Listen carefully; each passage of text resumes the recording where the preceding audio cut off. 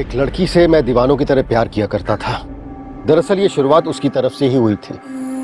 उसका प्यार इतना गहरा था कि मैं उसके प्यार में डूब गया। इससे पहले मेरी जिंदगी में कोई लड़की नहीं थी, इसलिए मैंने अपना सब कुछ उस पर न्यौछावर कर दिया। फिर कुछ महीनों में हमारा बच्चा हुआ और कुछ दिनों बाद ही वो सब कुछ छोड़ के दिल्ली चली गई, ये कहकर कि उसे डांस वर्कशॉप ज्वाइन करनी है, उसके करियर के लिए अच्छा होगा। तुम? ब्रिजभूषण, मैं तुम्हारे पास वापस आना चाहती हूँ। मुझे उस विनायक के साथ नहीं रहना, बहुत हो गया। मुझे अब पता चल रहा है कि मैंने एक गलत आदमी के साथ शादी कर ली। कुछ दिनों तक वो वहीं रही, बल्कि कुछ महीनों तक। 1 साल बाद वो वापस लौटी। तब तक उसका बच्चा यहाँ नौकरों के पास था। मेरी उससे कभी कभी बात हो जाती थी, और हाँ, एक बार वो वापस आई भी थी, लेकिन बस इतना ही। और आज पहली बार ब्रिजभूषण एक पति का दर्द सुन रहा है अपने सामने, अपनी ही बीवी से बेवफाई होने का, जैसा उसके साथ हुआ था गंधर्व विवाह होने के बावजूद सृष्टि रैना के साथ। मुझे लगा उसने अपनी जिंदगी का सबसे इम्पोर्टेंट और सबसे बड़ा डांस लेसन सीख लिया था। देखिए, वो सब ठीक है, लेकिन आपकी पत्नी के बारे में इतना कुछ जानकर हम करेंगे क्या? और आप हमें क्यों बता रहे हैं उसके बारे में? आप जानते हैं कि सृष्टि मुखर्जी को आपसे अच्छा, आपसे बेहतर कोई नहीं जानता। मैं बस एक चीज जानना चाहता हूं आपसे। ये लड़की जिसे आप नूतन कह रहे हैं, जो कि असल में नूतन के भेष में झनक है, इससे आपका क्या रिश्ता है? क्या आप सच में इसके पिता हैं? क्या बात कर रहे हैं आप? कैसी बात कर रहे हैं आप? भाई, नूतन है। और झनक जिसकी आप बात कर रहे हैं, वो लड़की मर चुकी है। देखिए गुरुजी, ये कहानी बाकी सबके लिए होगी, मेरे पे लागू नहीं होती है। और आज विनायक ब्रिजभूषण की आंखों में आंखें डालकर बात कर रहा है, क्योंकि उसे पता है कि उसकी बीवी इनके साथ संबंध तो बना ही बैठी थी। और आपको क्या लगता है सृष्टि को पता नहीं? सृष्टि को सब पता है कि सच क्या है और झूठ क्या है। उसे पता है कि नूतन ही झनक है, और नूतन का जन्म झनक से ही हुआ। और आज जो जानकारी अब ब्रिजभूषण को मिली है, उससे ये समझ गए वो भी कि अब झनक को और कितना खतरा हो सकता है। इस बात से सृष्टि किसी को भी डसे बिना नहीं रहती जो उसके रास्ते में आता है। जहरीली है वो बहुत, पर विनायक कुछ लाया है। थोड़ी दिक्कत हुई ये तस्वीर निकालने में, लेकिन मिल ही गई मुझे। तस्वीर देखिए।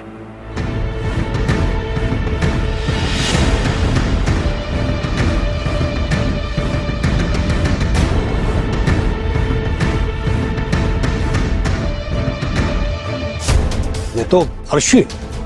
नहीं गुरुजी, ये अर्शी नहीं है। अर्शी उस वक्त पूरे समय मेरे साथ थी गुरुजी। ये झनक है। और आज झनक के सामने अपना खोया अस्तित्व सामने आया है, अपने ही काका समान इंसान के द्वारा, जिन्हें वो बेहद सम्मान करती रही है। या फिर आज की नूतन।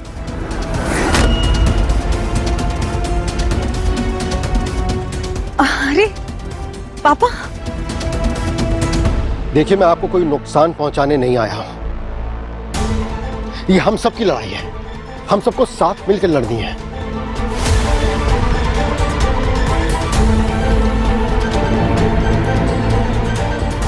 और झनक बेटा, जब तुमने मुझे काका कहकर बुलाया ना, उसी वक्त मैं समझ गया था कि तुम नूतन नहीं हो, झनक हो। और यही तो है असली पहचान अपनों की। एक शब्द काफी था झनक को जान लेने के लिए। तुम्हारी मौत की खबर सुनकर मुझे बहुत बुरा लगा, बहुत दुख हुआ। मैं अपने आप को समझा ही नहीं पा रहा था कि तुम इस दुनिया से जा चुकी हो। लेकिन आज समझ में आया कि भगवान ने जो किया ना, अच्छे के लिए किया। विनायक जी, हम भी तो यहाँ किसी मकसद से ही आए हैं ना। गुरुजी, 25 सालों से सृष्टि ने मुझे धोखा दिया है। सिर्फ और सिर्फ प्यार का नाटक किया उसने मुझसे। उसने प्यार किया है तो सिर्फ मेरे स्टेटस से और मेरे पैसों से। मेरे परिवार के किसी सदस्य से रिश्ता नहीं रखना चाहती थी, नफरत करती थी उनसे। मैं गरीब था इसलिए, और जब मैं कामयाब हुआ, मेरे पास पैसे आ गए, तो मेरा खुद का रिश्ता मेरे परिवार वालों से तुड़वा दिया उसने। और आज ये सच भी सामने आया झनक और बृजभूषण के कि सृष्टि असल में कैसी औरत है, लालची और खुदगर्ज। वो तो किसी की कभी बनी ही नहीं।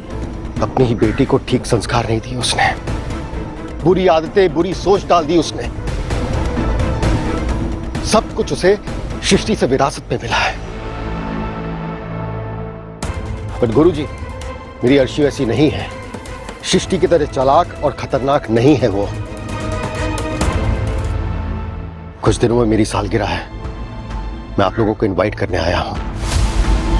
और अब झनक और बृजभूषण चौंकते हैं। आखिर उन्हें बुलावा आ ही गया। उस दिन मैं सृष्टि के चेहरे से वो मासूमियत का जो झूठा नकाब ओढ़ के रखती है, वो उतार फेंकूंगा। और यही मेरा उसके लिए सबसे बड़ा तोहफा होगा।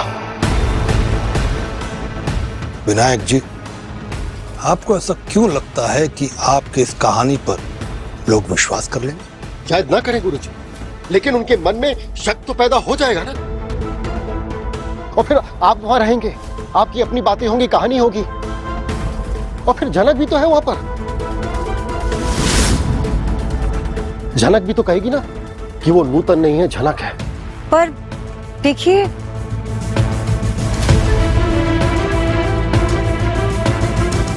क्यों इतनी सी मदद नहीं कर सकती तुम मेरी?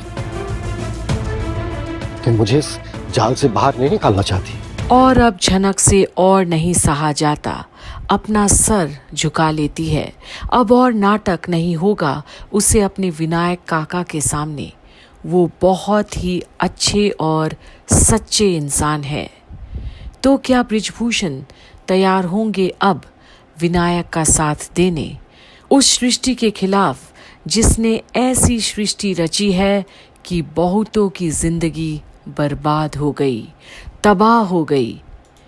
और अब आगे की अपडेट्स के लिए आप भी बने रहिए कंप्लीट बॉलीवुड पर, जहां आप देख रहे हैं झनक की सारी अपडेट्स।